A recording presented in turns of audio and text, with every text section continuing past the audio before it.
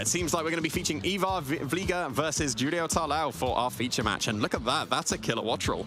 That is a killer watch roll, and this team looks very fun to feature. I guess going up as well against what Giulio's bringing, which is your more kind of traditional, what we've seen at this event this weekend so far in the broadcast, with that Mousehold, the Annihilate. We've got the Dragonite, the Golden Gull, Incineroar, and the Whimsicott there. But you've got the Killer Wattrel, you've got the Hisuian Typhlosion as well, and that Galarian Weezing, which I just love to see. We saw have quite a bit of success, a similar team to this success in Baltimore. So is it going to continue that vein this weekend? But that isn't the only match, of course. Yeah, we've got plenty of other great matches. We just saw Long Yu Lin be able to secure their place into that day 2 going up against Joan Garcia. Again, with that lone Dondozo, we saw that crop up on the stream for Flavio Del Pidio, and it seems like it's having success for Joan as well here. We've got Matty Morgan versus Michelle Kelsch, 2 fantastic players. Regional champion Matty Morgan, world's finalist and semi-finalist Michelle Kelsch as well. So really, really good games. And I think a lot of trainers were opting into very similar teams, because as we look down some of those notable matches, maybe not so much for Yvar, but for the rest of the players, it seemed like they were going with pretty similar concepts. Yeah, and I think that's what's probably going to happen for the rest of the tournament, right? Where we'll have these outliers like Yvar's got here that are still doing very well into that kind of more classic kind of build of team that players are bringing to the tournament. But the majority of those teams seem to be the ones that are performing the best in the tournament, so naturally they're going to be the ones that are sticking around at the top tables. Just whether or not they're going to stick around right till the end, or whether or not they'll be that kind of bunched up in between now and day 2, and then they'll fall off a bit. It'll be interesting to see how it all turns out. Yeah, for sure. But then we do have a very, very cool team coming out here for Yvar that is going to be facing down against Giulio Tarlao. So I'm very, very excited to feature this match in particular, because I always love to see these really unique Pokemon come into the fray. Well, there's a unique Pokemon across the board on Yvar's side of the field. I mean, even the Corviknight, it's not something that we see or have seen too much in this regulation so far, you know, and I think it offers a lot for trainers when they're bringing it, the Steel, the Flying type, being able to Terastallize to get away from those weaknesses. But with that Mirror Armor ability that it's got, it's just so useful, especially when you're seeing that Intimidate cycling or any sort of kind of disruption stat-wise on your side of the field. And then we look at the more interesting things. You've got the Toedscruel. We've seen that with the Mycelium Might. It pairs up so nicely with that Weezing, getting rid of that ability, the neutralizing gas. But I guess before we take a deeper dive into the teams, we can take a look at the accomplishments of these incredible trainers. Yeah, Yvar was a really, really strong showing in the Utrecht special event. Top 16, so close to that top 8 cut. I believe was using a really interesting Calyrex Ice Rider team to be able to have a really, really good performance. And looking over at Giulio Tarlao as well, regional finalist back in 2022, so close to being able to get that regional title as well, with the top 4 in Bremen, and then really consistent across the internationals. Top 8 in 2023 in EUIC and top 16 in 2024 NEIC. Yeah, that's the epitome of consistency there between those 2 events. Yeah, both players very good accomplishments to their names, and I'm sure they're eager to add another one at the end of this event this weekend here in Dortmund. We can, you know, talk about that Toedscruel, that Weezing combination, because we're going to have a quick look at it here. What are your feelings about the Mycelium Might and that neutralizing gas? Well, it allows Toedscruel to be the fastest, consistent sleep user that we have available in the format. We've been seeing quite a few Vivillon pop up on the screens as people are using that Pokemon, but Toedscruel is a little bit faster. Mycelium Might means that Spore would be in like negative priority, effectively in the same brackets for all the neutral moves. But turning that off with Weezing to be able to go for just regular old Spores at the normal speed that Toedscruel would be at is really, really nice. And the pairing of Acid Spray with a Choice Specs Weezing as well, that can really do some significant damage. Yeah, I love that. And then the other outlier here is going to be that Killer Wattrel, something we definitely don't see too much of, with that competitive ability as well.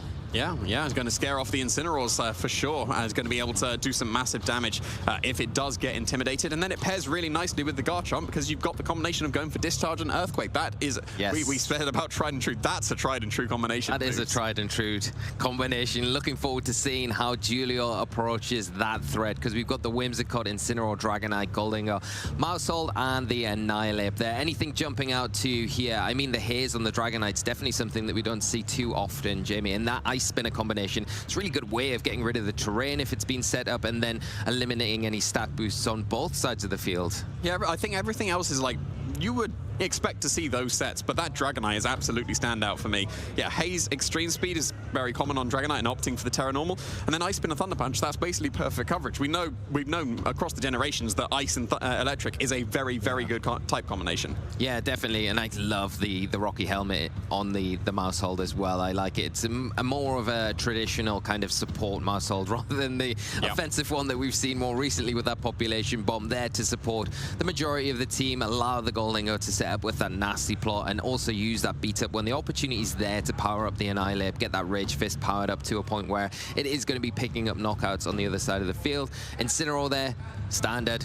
Whimsicott pretty standard as well. It does have beat up though. I know you would. Yes, you definitely want beat up when you have an Annihilate, for sure. When you've got a Whimsicott, having beat up makes perfect sense. It's just quite uncommon on Whimsicott because you don't always pair it with an Annihilate, but obviously it's going to make perfect sense here. I think that the Wheezing could be quite impactful here because you can lead it against the Whimsicott and then suddenly Prankster's gone, so maybe you can just go for a Choice Scarf Eruption with Typhlosion. If you go with the Toedscruel, Acid Spray still going to threaten it down very heavily as well. You could pretty safely spore the Pokemon that's next to it. You could spore the Goldingo. Like Toedscruel can spore with or without the Wheezing on the field because Mycelium might, while it does have that kind of drawback of, well, it's going to move last in the priority bracket, will also bypass abilities. So Wheezing or not, it'll be able to spore the Goldingo. Yeah, the one thing I would say about the two teams, Yvar seems to have the immediate threat with those Pokemon that are able to just do damage straight away. You've got the Life Orb Garchomp, you've got the Scarf Typhlosion, and then you've got that Specs Galarian Wheezing as well. Whereas Giulio's side of the field are more setup based, and we are going to see the leads coming out. Giulio leading with that mouse hole and the Annihilate, and the Wheezing out for Yvar with that Toedscruel. Yeah, so a very classic lead coming out for Giulio here. You've got to assume that Yvar has some sort of game plan against mouse hold Annihilate because it is such a common lead. The training on the speed on the mouse hold is going to be quite impactful here because mouse hold does naturally outspeed Toedscruel, and if you are training it to be as fast as possible, you'll easily be able to get the beat up before the Annihilate. But then if you don't go for Follow Me, that could leave you susceptible to the Spore that could be coming out. So there's not a safety goggles on the mouse hold. It is that Rocky Helmet instead. Because of that, we're going to see the Protect come out from the Annihilate, not take any damage this turn, and then an Acid Spray into the mouse hold here. Going to lower that special defense by 2 stages, which will in turn power up anything coming out from that Wheezing and return a Taunt into that Toedscruel. Going to prevent that Spore from coming off any further turns as a Dazzling Gleam. Just the move of choice here. It is going to be spread damage, not hitting the Annihilate here, and doing some big damage, picking up a massive knockout onto the mouse hold turn 1. So that beat up option from that side of the field is no longer possible for Giulio. Yeah, that's a massive KO. Well, we said beat up's no longer an option. Yes, it is. Here comes the Whimsicott as well. Round 2. Yeah, there's no Prankster, but assumingly the Whimsicott would be run as fast as possible given it's holding a Focus Sash because you always run it in special attack and speed in that case. But yeah, the Toedscruel does outspeed the mouse hold. That is quite impactful. It didn't really matter in that turn, but that's really good information for both trainers going into the rest of the best of 3. Whimsicott should still be able to get a Tailwind up, but if it does want to, like it is going for, it can go for that beat up. This is only going to be 3 hits though, because the mouse hold's already been KO'd. Now Rage Fist is 200 base power rather than 250, which you normally see. But yeah, Acid Spray, that's still super effective. And that's still really good damage into the Whimsicott. Yeah, again, with the low and the special defense here. The Rage Fist going to come out before any Dazzling Gleam. Let's see what the damage is like. 200 base power, doing some big damage, but surviving as a Dazzling Gleam fired back in return and taking the Whimsicott down. Another one down, and the Annihilate taking a very big amount of damage for its trouble. Yeah, if that would have been a 4 beat up into the Annihilate, that would have probably been enough to pick up the knockout on that Wheezing, but taking the KO on the mouse hold on that first turn meant that beat up wasn't as effective. And Incineroar's joining the field now. It's not going to be able to get an Intimidate off, of course, thanks to that neutralizing gas, but it does still have fake out pressure. You can go for a fake out into the Wheezing at least, but not into the Toedscruel. That's exactly why it's going to be holding that covert cloak. You can very easily just go for a Spore here into the Annihilate if you want to. Earth Power would still do notable damage to the Incineroar as well. You've done so much chip damage to this opposing Annihilate. You can keep the Toedscruel safe as well, which is what Yvar is going for. Getting that Killer Watch Roll in, that's going to be able to pressure some Tailwind support in the future. Yeah, especially if we do see the Rage Fist into that slot, you've got that security of the Focus Sash, so you will be sticking around as the Wheezing does go down now after all of the work that it's put in, taking 2 Pokemon down with those Dazzling Gleams. As we do see that neutralizing gas now wear off, we are going to see the Intimidate, and perfectly timed from Yvar, getting that competitive boost. +2 as a Flare Blitz does come out, doing some big damage, taking it down to its Sash here, but the Killer Watch Roll in such a good position now. is the final Pokemon, that Garchomp. I didn't see when we were flashing through the switches there, but even if it is the Garchomp, but even if it wasn't, if it was a Toadscroll, you could still lock into that Discharge. +2 after that competitive boost activated, but now in such a dominant position where, like you said, the tried and trusted formula is going to be that Disc-Quake combination, Earthquake and Discharge. Both Pokemon immune to each other and so oppressive, and we do see the forfeit from Giulio. What a fast-paced game one, Jim. Yeah, absolutely. That was easily going to be a double KO. Earthquake, Terra Ground Earthquake is what we saw Yvar going for as well. Into Discharge would have absolutely picked up the KO. So yeah, I think the Killer Watcher was really cool because you've got 2 ground types with the Discharge. I picked up on, well, yeah, I'm going to Earthquake and Discharge with my Garchomp. I didn't even clock that, yes, of course you can Discharge next to your Toadscroll as well. So yeah, really nicely done. I think it is quite crucial that the Toadscroll does actually outspeed the Mousehold, because we know it's not safe to go, because that's on the Incineroar. You could very easily just Spore turn 1 now if the same lead is led for Giulio. Yeah, you could, and that would then open the door for you to maybe then go after the Annihilate, so it isn't knocking things out, being as such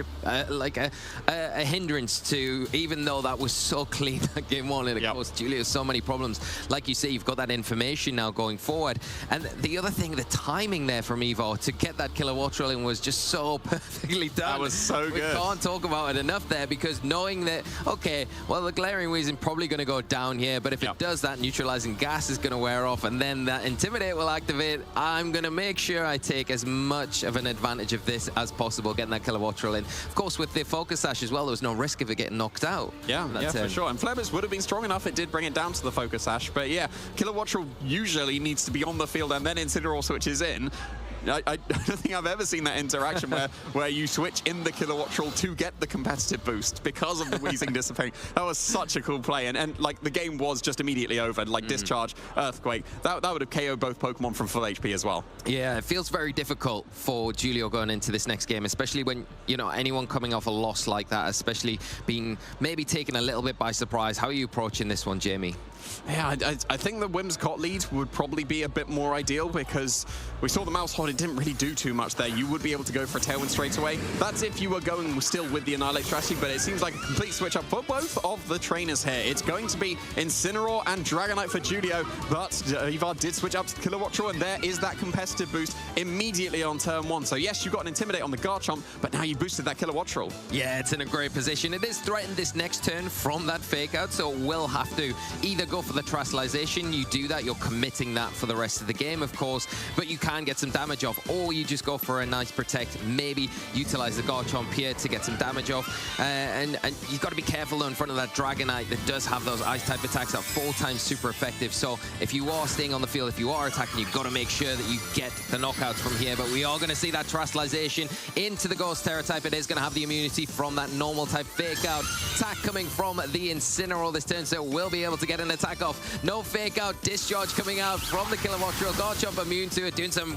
big damage to the Incineroar, picking up the Paralysis on that Incineroar as well, the secondary effect, and followed up by a Dragon Claw. And not quite enough. The Dragonite just holding on there. The Life Orb boost, the Intimidate, so pivotal as an Ice Spinner coming out into the Garchomp. 4 times weakness there, enough to pick up the Garchomp, but the Rough Skin now, because the Dragonite just held on. Will it be enough? It will be enough to take down this Pokemon, leaving the Incineroar just to get the Flare Blitz potentially off into the Killer Wattrel, but it has got that Focus Sash. Oh, I didn't get it off. There is the secondary effect of Discharge coming into play. That is a full paralysis on the Incineroar, so we will never know what it was going to go for there. Breaking the Focus Sash would have been really good for Giulio, but no, that Killer Wattrel has it intact. It's able to survive another attack coming out from Giulio's side of the field. Whimsicott joining the field, and with the Weezing joining the field as well. That means that the Prankster is turned off. You could have potentially gone for a Tailwind into a Flare Blitz into the Killer Wattrel to be able to break the Focus Sash, but even if the Tailwind was set now, you're being paralyzed thanks to that Discharge, and we see it's a 2-hit knockout. So yes, you can go for the Discharge, maybe even into your own Weezing. Still did great damage to the Weezing, but that would secure the knockout on the opposing Incineroar as well. Yeah, it's perfectly timed with the Weezing coming in here, and you think, oh, the Whimsicott coming in and has got that ability just to set everything up and get Giulio back into this game, but it's a lot more difficult. You do, if you are Giulio, have that Focus Sash, of course. You've got that security of being able to take at least 1 attack before going down, but the Tailwind now being set by that Killer Wattrel on Yvar's side of the field, followed up with a Sludge Bomb, enough to take down the Incineroar here, leaving the Whimsicott open to go for whatever it likes here, probably matching the Tailwind most situations, but we know from the speed interaction seconds now that the Kilowattrel is, in fact, faster than that Whimsicott. Yeah, it is naturally faster than opposing Whimsicots. It's actually in quite a nice speed tier that we don't usually see because we don't really see a Kilowattrel, but it's in a fantastic position here because now it's facing down the Annihilate. It could just go for an Air Slash, which is super effective into that opposing Annihilate, probably going to force that Terrestrialization, but Sludge Bomb's going to be able to be very super effective into the opposing Whimsicott as well. Not even a Terrestrialization. That's just the one-hit knockout into the opposing Annihilate. That is a huge knockout here. No change-up from Giulio's side of the field. The Air Slash, enough competitive boost to take it down in one hit. Taken for its trouble, that Moonblast, and the Moonblast drop as well. The neutralizing gas. Otherwise, that Moonblast drop would have activated the competitive, but the neutralizing gas keeping it in check for now. Just keeping it at that +2, but the Wheezing doing enough. The Whimsicott taken down to a Sash, and it looks like a very quick-paced game here, and Yvar is going to be our next round winner here at the Dortmund Regional Championships. In what style?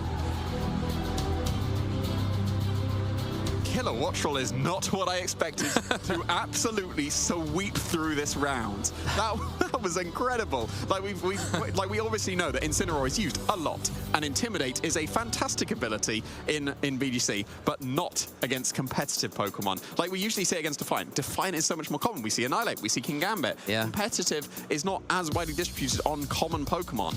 But you get +2 special attack boost rather than the -1 up to +1 effectively. So yeah, that competitive boost, that Kilowattrel just ran through that game. Absolutely incredible, yeah. And you look at the discharge as well. I love discharge because of its secondary effect, where it does have that, you know, a good chance to paralyze the target Pokemon. And yeah, we saw it was a huge, because if the Incineroar in that situation had been able to get an attack off, the Kilowattrel's in a little bit more of a precarious position that next turn. But because of that, fortunately for Giulio, just not able to get any sort of momentum there. The Annihilate coming in at the end, you think, okay, is there a way to get this back? You've got your Tailwind up, but that was already matched by the Kilowattrel. So every step of the way, Yvar was just thinking, right, I know what I'm going to do next, and utilizing all of these little intricate tools that have all these really niche kind of ways to be used in a format, and doing it and executing it so eloquently. Yeah, that was just an absolutely fantastic showing, and switching up as well. Like the game 1 strategy seemed to be incredibly effective. Yeah. And then just being able to switch, well, Kilowattrel Garchomp instead. Let's just immediately go for those Earthquakes and discharges. But yeah, that's got to be the fastest game that we're going to have this season, most likely, because that was like only a few turns each game. Yeah, that was incredibly quick. You're not used to kind of seeing the speed of game, but I think it just goes showing more testament to Yvar's game plan, how comfortable they are with the team and knowing exactly what they need to do against these kind of common teams. We were just saying before this match began, the tried and tested teams, but when you're coming into it with a more unique team like Yvar's got, and you've got your lines in place and you know exactly what you need to do against these teams, then it is as easy as that, and it's a good advertisement, I think, for players at home that are thinking maybe second guessing, do I bring these odd things that I'm not seeing so much on the stream? Well, yes, if you're confident with them, if they're working for you in practice, bring them to an event. Yeah, for sure. And that, yeah, Kilowattrel it's not going to be on anyone's radar. No. Like Tailwind is maybe after this weekend. Like, maybe after this weekend. And I think most Tailwind setters, it's been like, well, like obviously Tornadus and all that used to be very, very strong. We don't have those, so it's, well, the Prankster Pokemon, let's go for Whimsicott, and let's go for Gale Wings Tailwinds, and maybe a Murkrow instead. But no, you don't need Prankster Tailwind with, like, Kilowattrel is very fast. Like, you've got Dragapult. That's about it that's relevant, that's going to outspeed Kilowattrel. Yeah. So you don't particularly need, like, Prankster Tailwind. This is definitely fast enough Tailwind. Yeah, definitely fast enough. And I think against the opposing Tailwind users as well, when you look at what those Tailwind users are, you've got all the best attacking options against them to deal with them. You've got the Air Slash for the Whimsicott. If you're going to see Pelipper, if you're going to see Talonflame, you've got that discharge, and you think, well, I'm pretty all right in this situation. I can just Tailwind. I've got my Sash. I'm pretty secure here. If I do, I've got the Weezing in the back. I've got my Garchomp sitting quite snugly next to me just to be able to kind of chip away at things. And it's not exactly chipping away with the Life Orb, of course. It is doing significant damage.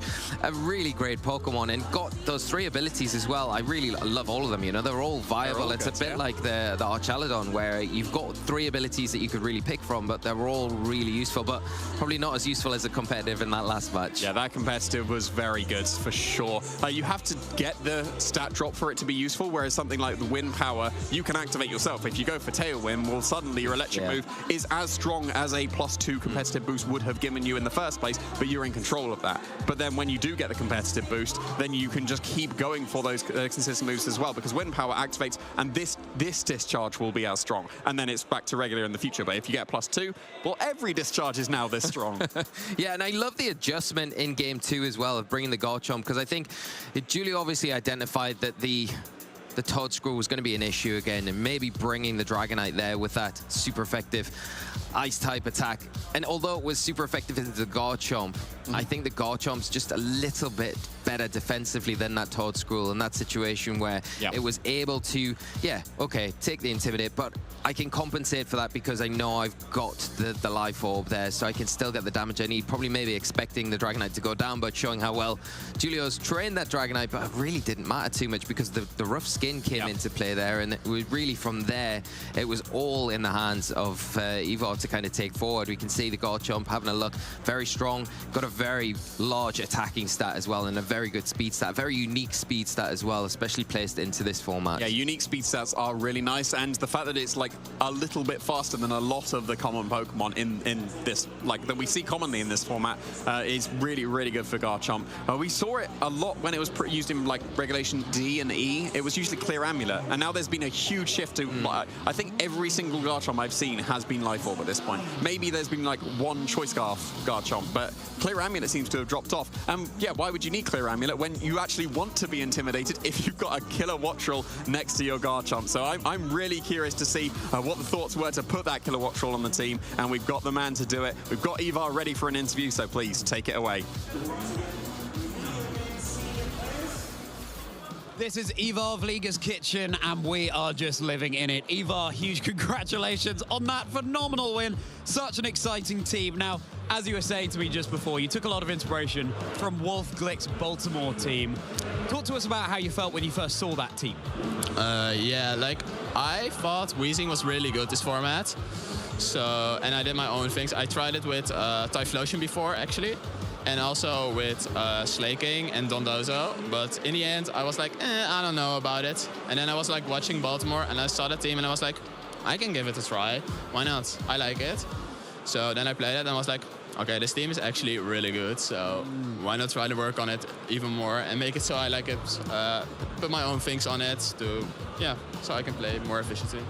Yeah, you have been cooking in that kitchen of yours, Yvar, and I mean, you were frying things left and right with discharge from the killer Wattrel, even air frying with the air slash, taking out the Annihilate in one hit. The competitive really, really huge, but let's go back to that very first game here. Giulio Tarlao, obviously an incredible player, and a team composition that's a bit more familiar at this point in Regulation Set H. What was your game plan going in against that team? Yeah, so I think the main threats on the team is like the Mouse Ape stuff, and like the Golden Go with Tailwinds can be scary. But I was like, I'm just gonna try Toad Scroll Weezing. It's matched up pretty well into the Mouse Ape, and if it gets the lead wrong, I can just spore the Ape or the Golden Go, and then I'm kind of fine. So I try to do that, but then turn 1, my Toad Scroll was faster than the Mouse Ult. I didn't even expect that. So I Acid Sprayed anyway to play around the taunt and got the kill immediately. And from there on, I think I just played it out and had such a big lead in first turn, so yeah. Yeah, exactly. You really did. Acid Spray, synergizing really nicely, enabling the Dazzling Gleam to then pick up the knockout there. It was so cool to see. And then, yeah, the rest of the game, you were able to bring out your killer Wattrel and just sweep from there very fast. And then we got into game 2. Were you expecting that maybe Giulio would lead the Incineroar, and that's why you led the killer Wattrel? I kind of was expecting it, because into Weezing Toad Scroll, he had Ice Spinner on the Dragonite as well. So I thought Dragonite looked a little bit scary on lead, because Ice coverage is pretty good into the team.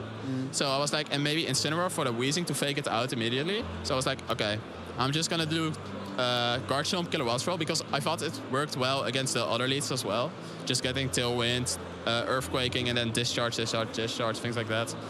It was like pretty good into that team. So I was like, maybe I can catch it. And I get the competitive boost and go crazy. Yeah, well, exactly, and we can see that right now on screen. Yeah. Kilowattrel going crazy, and yeah, it was so clever switching in the Kilowattrel when you knew the Wheezing was about to go down, immediately activating the abilities, and therefore giving the Kilowattrel that competitive boost. Kilowattrel, fortunately here, didn't get burned, so it didn't go down at the end of the turn, and then, as you say, you can just go crazy with those discharges. Is that a play that you've practiced? You know Wheezing's about to go down, so you get the Kilowattrel. I done some different things. I sometimes ended up with a +6 Kilowattrel, because if you get the Intimidate first, then switch in Wheezing, and then switch it out back, Intimidate reactivates. Yeah. So you can get like crazy high stats on your Kilowattrel. So I think it really synergizes well with the team.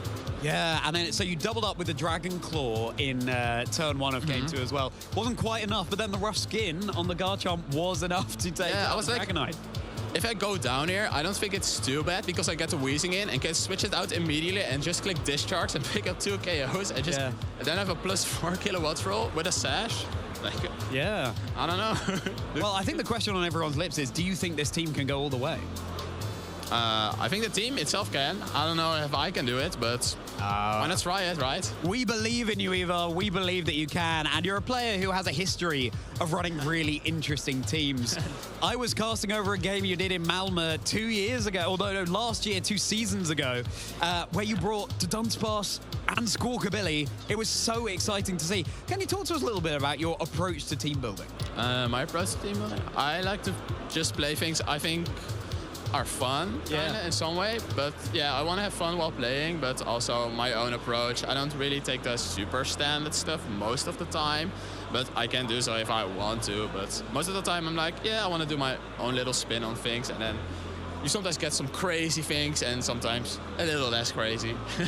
I hope that trainers at home are feeling really inspired to do some cooking of their own, get into their own kitchens and see what spice they can bring to the fray, because Yvar is certainly testament to the fact that you can have a fantastic record running those Pokemon that we don't see so commonly. And of course, it is still so early in Regulations their age. There's still so much more experimentation that can be done. So really fantastic to see. Now, what are your aims for this season, Yvar? For this season, I actually didn't... I wasn't really trying to get super far this season. Like last year, I went to Worlds, I played there, I did a lot of regionals. I was like, I'm gonna take a step back a bit.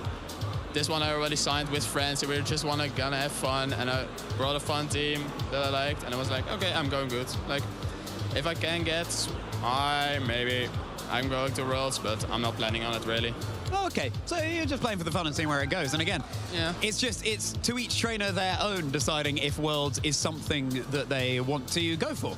It might just be you're going for the one regional win, or you're just attending for fun. You don't really have your eye on the rest of the season too much. So that's really good to hear as well, Yvar. And as you told me before we started the interview, you're a student, you're studying psychology. Hope that goes really well for you as well. Do you have any shout-outs that you want to give? Some shout-outs? Yeah, I have a couple of shout-outs, like my family and friends, and specifically my friends from Niels and Jeffrey. We're wearing some cool things today, and yeah, that's probably most of them. Like in Glow, I can, yeah, everyone's supporting me, everyone watching, cheering me on. It's always nice to see people.